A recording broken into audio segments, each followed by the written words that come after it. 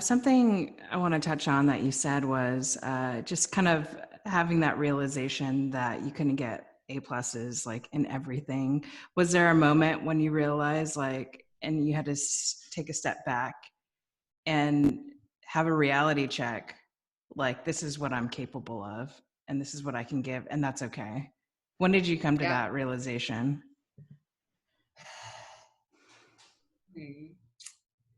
It's kind of like different levels because every year is different, right? Last year was really different for me because I was pregnant and I was super, super sick through like all 9 months. And I was like on bed rest. Yeah. And I sucked at my job. Like I sucked. Like I just did not perform as well as I normally do. And, you know, it showed. But so I would say, you know, I think this was my turning point for me. It was hard to not be able to perform the way that I was used to. And even like as a mom too, because my older daughter, Sage, I was not a great mom with her either because I was just so sick.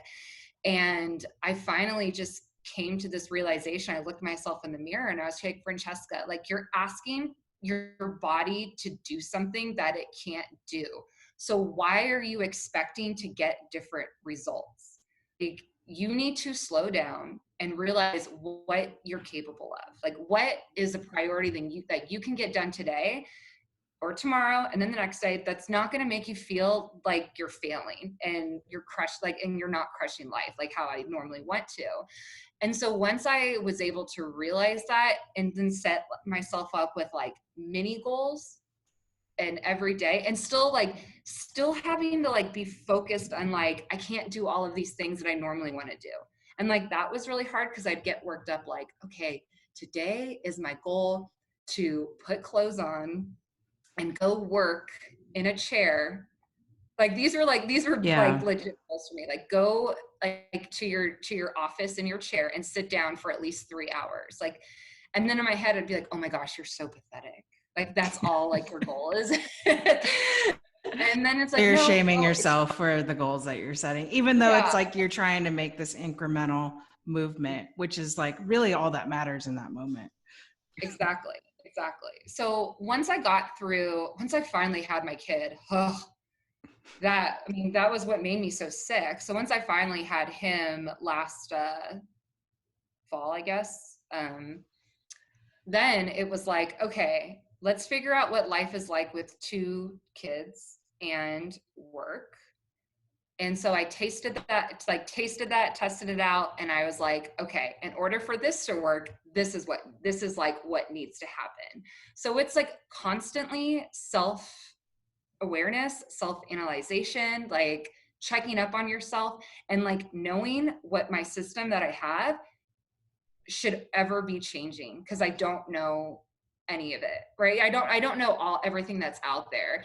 I mean, and this can relate to pretty much every aspect of life. Like if you think you're killing something, like and you're like an expert in something, there's still so much more room for growth and there's still so much more you can learn.